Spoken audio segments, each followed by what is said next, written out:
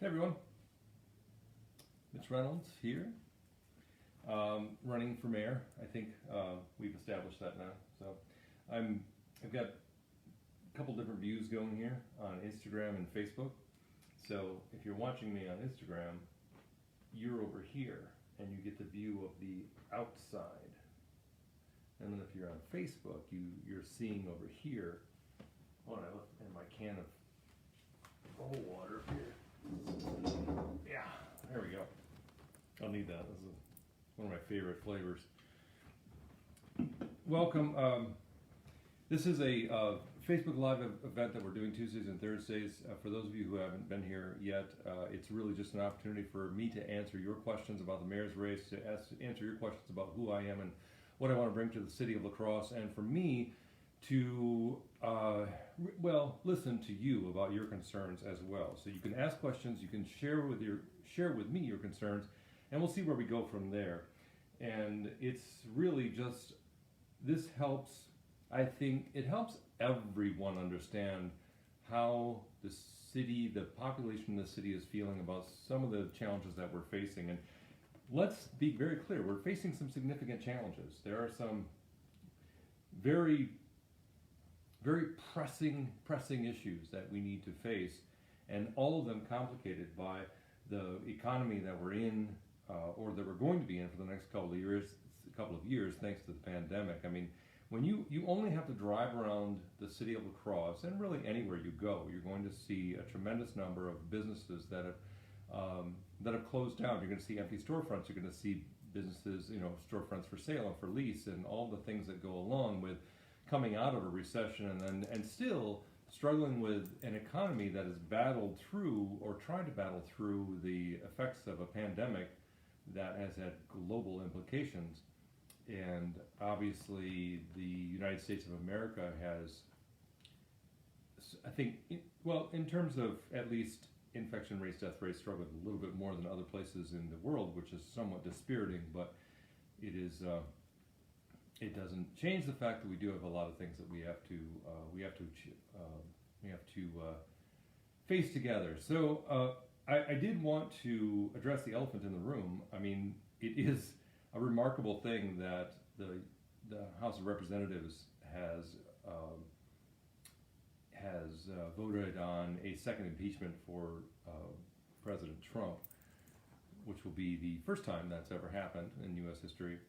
And it's just a remarkable point in time in our history, and it's interesting to listen to and to watch this process and how the conversation has gone about why it is that why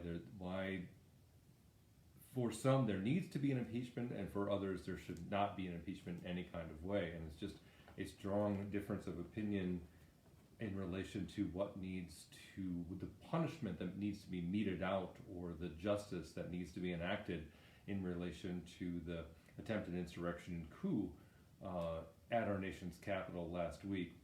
And, really, we have to also acknowledge that less than a week from now, we expect to inaugurate a new president. A new president will be sworn in the United States of America. And there are tremendous efforts going on right now, not only in the nation's capital, but in state capitals all across the country, and in fact every state. There are preparations underway in order to address whatever thing might happen there in the moment. Yeah, so interesting month we have ahead of us. Interesting week this should be, right? I did have a question that came in via email earlier today. What do you think about the president getting impeached again? And I guess this is one of those situations where you have to acknowledge that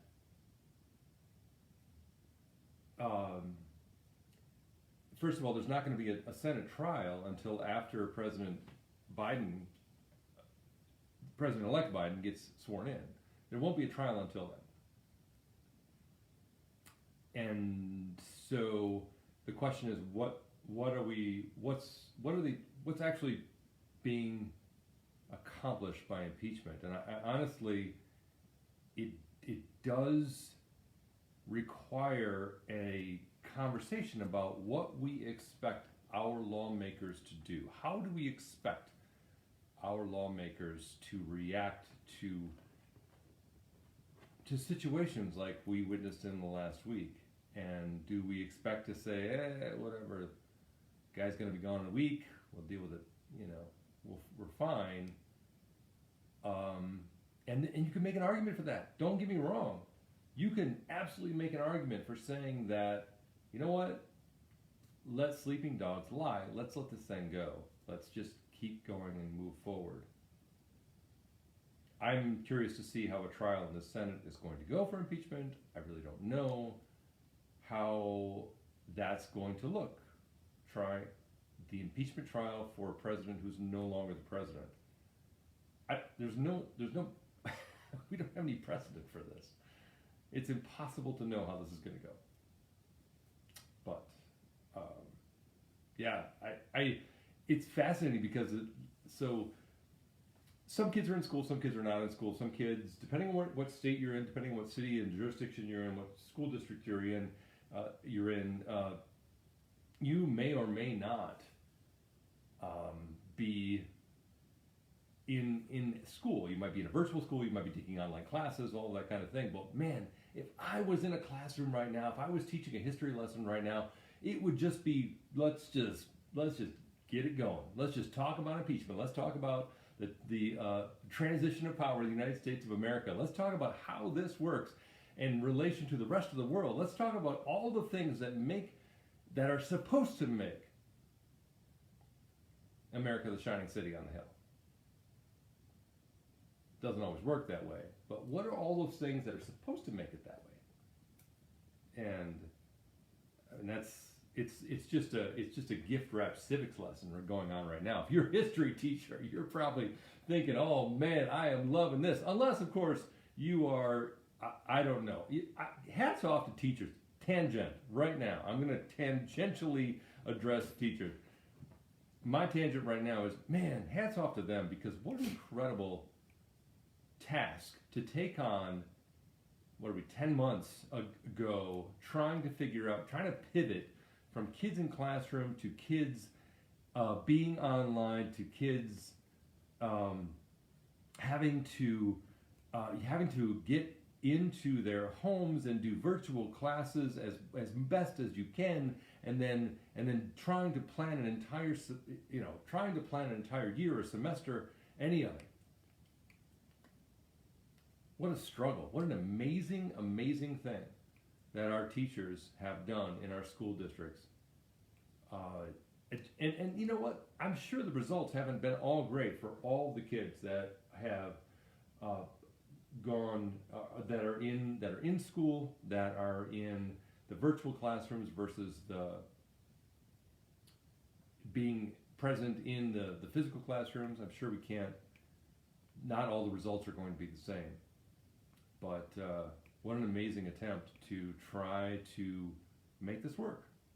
I'm humbled by the effort, and it's amazing to me. I can't imagine, for all of you who are parents out there right now, and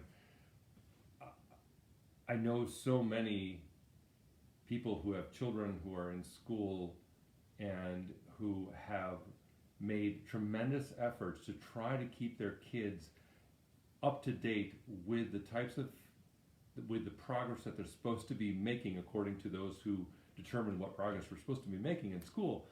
And I am endlessly impressed with your efforts, because it is so unbelievably challenging. I can't imagine what that must be like. I just remember as a father with young children, just that in and of itself as a challenge, just getting them out the door and making sure that everybody had lunch, and that everybody was taking responsibility for their homework and all the other things that go along with having kids. And I just can't imagine what you're dealing with right now. And it's awing when I see my friends and the people that I know with children in school and the types of things that they're addressing on a day-to-day basis. It's amazing to me. It really is. So hats off to you. I am consider that I'm impressed. All right, so with that, I think what this was supposed to be for this live event, we were supposed to talk about police funding, police and fire funding and building projects or something like that. And we put together this schedule when the things we wanted to talk about. We put together the schedule well ahead of there being a sense that we would have an insurrection in the nation's capital. We put our schedule well ahead of that, so we weren't really sure, and we haven't really made an adjustment, frankly. So it's not like I have determined that we don't need to talk about these things. So we do need to talk about these things. So there are certainly things that I would like to address, but I would love if you have questions about police and fire funding as well. One of the questions that I've gotten repeatedly is about what the proposal that hit the media during city budgeting, and that was for this $36 million law enforcement center that has been budgeted for, but in truth is likely never going to be built. It is important to remember when we look at building projects, and if you haven't heard about it yet, it really was what this was an effort to identify a method to combine space for the city fire department and the city police department. Find a way to identify a method for combining their spaces to save money and to increase some capacity for both of them. So that was what the plan was originally, with this idea for combining both departments, at least administratively, in a building, and they arbitrarily added a price tag to it. As I mentioned, I've said to several people, this is not as it has been proposed, and this is not even a real proposal. It's just more of a placeholder in a citywide capital improvements budget.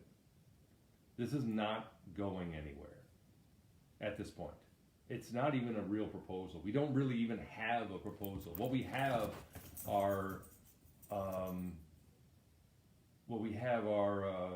placeholders, budgetary placeholders, and it's big dollars, no question. But there's really not anything. I just want to give you heads up that my dogs are really excited right now, and it's possible that there will be barking here any minute. They have been desperately trying to get into the camera on these live sessions, and they haven't yet, but it could happen at any moment. Anyway, if you want to send me your question, please do right now. You can message me or email questions at mitchreynoldsformayor.com, or I'm sorry, mitchreynoldsformayor@gmail.com, and feel free to check out my website. Please do at mitchreynolds.com.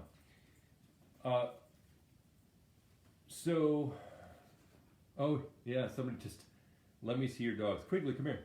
Quigley, come here. Come on, here we go. Yeah, there we go. Oh. All right. So for those of you interested, here's Quigley. I know dogs are a cheap way of getting people to like you, right? This is Quigley. Hi, Quigley. Say hello. Quigley saying hello. Yep. Quigley. Lenny, come on. Come on, bud. Here we go. Yep. And this is Lenny. Yeah, they do have matching sweaters, just so you know. Yep, matching sweaters for my dogs. We don't play around in this household. It's all about the matching sweaters. So this is Lenny and this is Quigley. And Quigley and Lenny are rescue poodles. Well, Lenny is, I don't know what he is, honestly. Poodle, maybe not a poodle. Nobody really even knows. But these two are little dog. Yes, I know. Yeah. Yep. So Lenny is he's more of a face licker, and Quigley is not. Yeah. So these are the guys that at any time will start barking, and you'll hear them. Both Lenny and Quigley were found in the streets of Milwaukee. and we adopted them out of rescues independently of each other, and they're really, really, really fun, really sweet dogs. So there we go. Lenny, yeah, I know. Yep, and quickly. Okay, you guys go over there. There you go, or not. I mean, it's up to you. All right. So, yeah, this could be just dog. It just could be like a dog thing we do now, for now. Feel free to send me your questions. I did have a question from someone earlier today that had nothing to do with police or fire. It had to do with putting, whether we should put the Hiawatha statue back where it belongs in the park. And I will, this is the Hiawatha statue that was removed from La Crosse Riverside Park in in the fall. I don't remember when that was exactly. And there was a certain level of frustration with the way that it was done, the way that it was executed. I remember a number of different complaints from people at the time talking about how it seemed like it was done in the middle of the night. And it really wasn't. It was early morning because it was better for traffic. Hiawatha statue should in no way be put back in Riverside Park in any kind of way. There's a lot of people that would love to see the Hiawatha statue back. There's a lot of people that this is an issue that really is one of those, it's sometimes difficult for people to get past because it involves some incredibly high emotions. There were people that were emotionally attached to the Hiawatha statue staying in Riverside Park. There was also a strong sense that there was a political fervor around removing it, and that political fervor was hijacking the will of the people of the city of La Crosse. And really, at the end of the day, what we did with the Hiawatha statue was remove the symbol of how we have marginalized an entire people, or peoples, really. It's just, it needed to go. It was well past time. It dated from a time where it was reasonable and acceptable for us to marginalize native populations in the United States of America. And it's just not something that's acceptable. I'm not one to go back and so harshly judge those that made the decisions that placed that statue in Riverside Park to begin with. I know when it was first erected, it was the Chamber of Commerce, the La Crosse Area Chamber of Commerce. It may have been named something different at that point, but the La Crosse Area Chamber of Commerce was the one who commissioned it. And I don't think that there's nothing wrong with, at some point in your history, recognizing that you've made a mistake and finding ways to address that. I think after, what was it, I think the statue went up in 60 something, or I can't remember now off the top of my head, but obviously 50 some years, our attitudes, our sense about how we have addressed certain issues changes, and it's time to reevaluate. And that's what the city, the population of the city of La Crosse did, and started doing, frankly, more than 20 years ago, when there was a conversation and legislative action to remove the Hiawatha statue from Riverside Park. But yeah, well past time for it to go, and I, for one, would never want it to come back. Joe asked, do you regret running for mayor yet? And no, I don't. I was having a conversation with someone today with whom I worked on the Riverside Bandshell project in La Crosse, and there was a question invariably the question comes to, why are you running for mayor? And Joe, it's not, I know what the mayor position is. I know what the mayor, the job of the mayor is, and there's nothing easy about it. But it takes a specialized set of skills to do it well. And I feel that I have that set of skills. I do not regret running for mayor because I understand the challenges that face my city. And I feel that in order for us to emerge stronger and better and more unified as a community, it's going to take someone to take on some extraordinary challenges in the next several years. And if I don't step up and do this now, I'm not sure that we'll be entirely pleased with the outcome. Now, it's not to say that there aren't good people running in this race. There are 10 people that have placed their name for your consideration on the ballot. And I think there's a few that would probably do a pretty good job. But I don't regret running because I believe that I have the skills required to do the job. I think about the amount of things that the mayor of La Crosse needs to be able to do on a regular daily basis. I mean, when you think about having to not only have administrative control over essentially a business, if you will, a service business that's $75 million worth of a budget. There's doing that, being the CEO of that business, if you will, and at the same time being the face of the city during crisis situations, during situations where there are people marching in the streets for equal justice, being that person who's being the face of the community when there are businesses failing and people struggling and people out of work. There has to be someone who can take on all of those roles.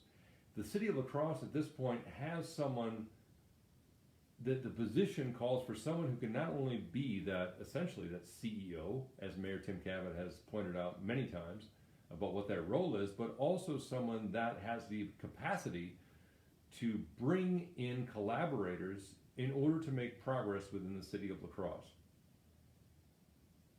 And it's going to be a struggle. There's no question. But I have relatively broad shoulders and feel that it's not beyond me. And so, no, I don't regret. Not yet. I don't know. It depends. We'll see what you bring. But at this point, I don't. And I'm happy to be able to provide service to the city that embraced me 26 years ago now is when I moved here. I've raised a family here. My kids are here. My grandkids are going to be here. The city's important to me. So, no, not in any kind of way. Thanks for the question. I also got this. How can police better control the homeless problem? Yeah, not, I guess, is the question. Police are not, I don't think that we rely on police to control the homeless problem. That's not how we should look at, first of all, the homeless problem or the challenges associated with homeless. I guess the very text of the question is wrong, really, from my perspective.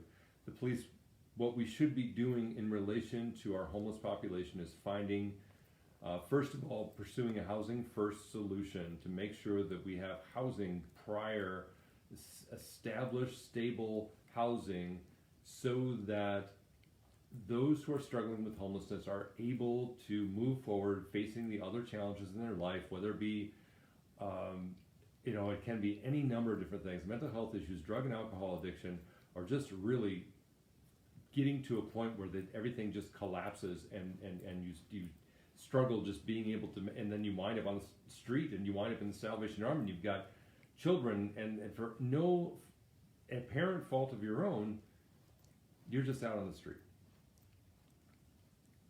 So we can find a way to work collaboratively as a community to address the issues related to homelessness, but this is not, we don't want the police to start arresting the homeless, not that they haven't, but we don't need any more of that. We don't need criminalization of homelessness. We don't need criminalization of people that don't have a place to live, don't have a place to bed down for the night. That's the thing that we don't need. I did have a question. Oh, now I can't. See, this is a thing. Oh, here we go. I can scroll. Look at me scrolling. That's me learning. That's what I'm doing. Mitch, do you view police and fire as separate or similar entities when it comes to budgetary priorities and needs? There's more to that question. Hopefully I can find that.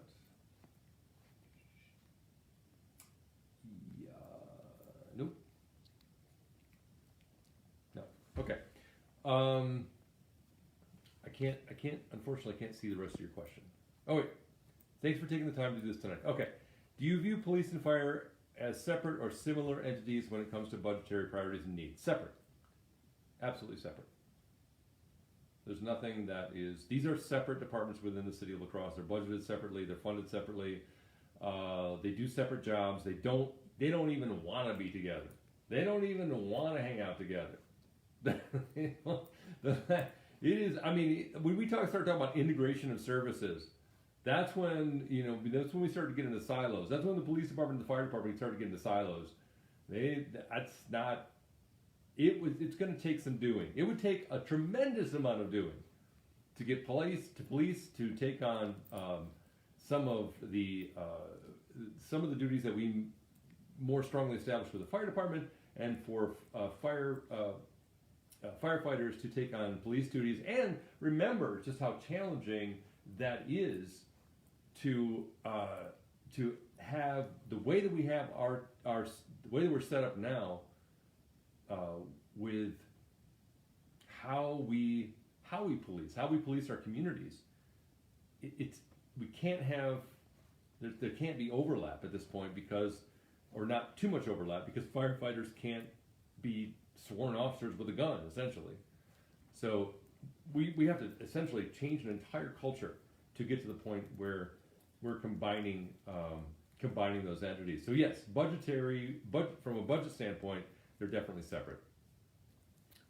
Can we find a way to have overlap administratively? Yeah, I would imagine so. I think also that, at some point we need to have a conversation as a community and as a society about how we want ourselves to be policed.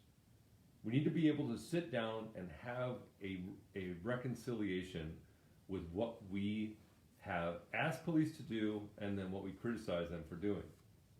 Because remember, legislatively, what we've asked police to do is look at the number of different tasks and rules and laws that they have to, or that we ask them to enforce. We tell them to enforce, which they, by the way, subjectively do. We legislatively, we have focused on drug control. Legislatively, we have focused on a number of, drugs is a big one. But we also ask police to do social work. We ask police to do mental health counseling. We ask police to respond to virtually any situation where there is a conflict in any kind of way.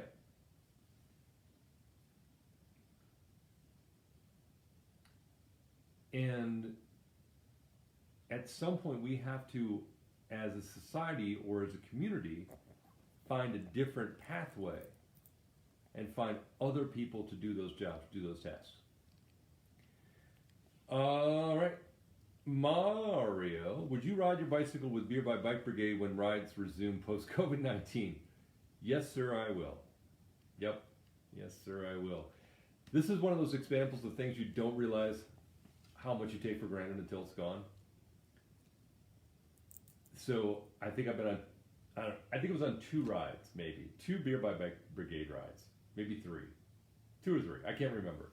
It wasn't very many, but my assumption was, oh, it's fine. I'm busy. I'll always be able to go on these rides. It's such an awesome organization, doing incredible things. But it's always going to be a situation where I can just pop on my bike and swing through and have a great time and engage with all those wonderful people and be a part of something that's truly magical within the city of La Crosse. I assumed that it was always something that I'd be able to do. And so, with the COVID isolation and with the inability to be able to go on those rides, it is something that I'm ever more cognizant of, that I need to take more advantage of being able to take part in my community in events that I would otherwise take for granted, because that was truly what a great organization, and truly a light that shines within the city of La Crosse, and absolutely appreciate what Mario and that group do within the city of La Crosse. It's absolutely amazing.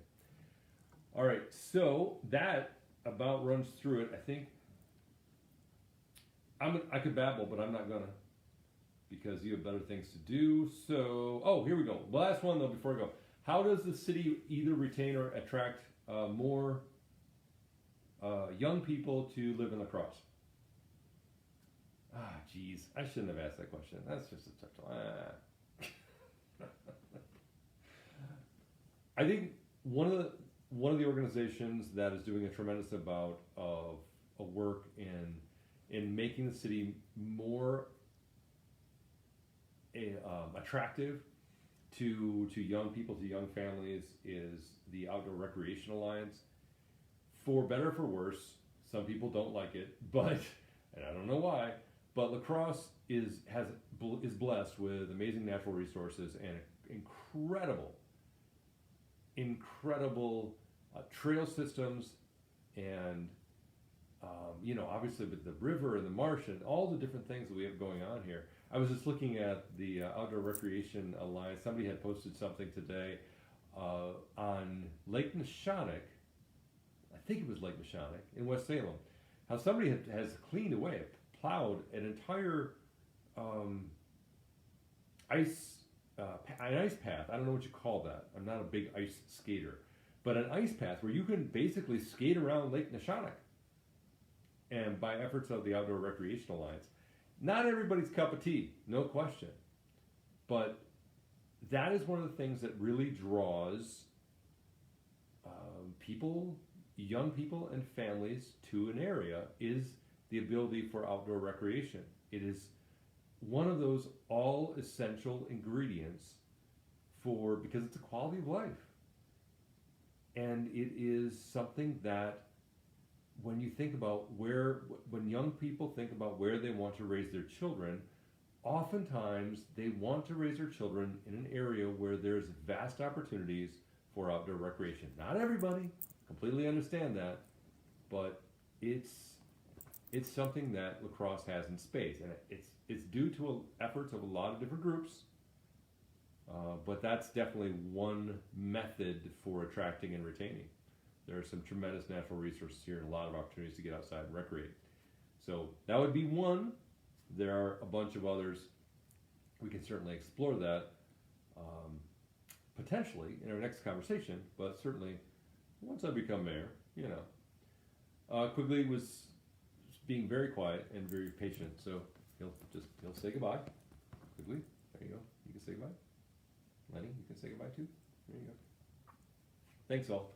Thanks for joining in, and thanks for all the things that you do for the city of La Crosse, and I hope that we can work together to make the city better. So let's get to work.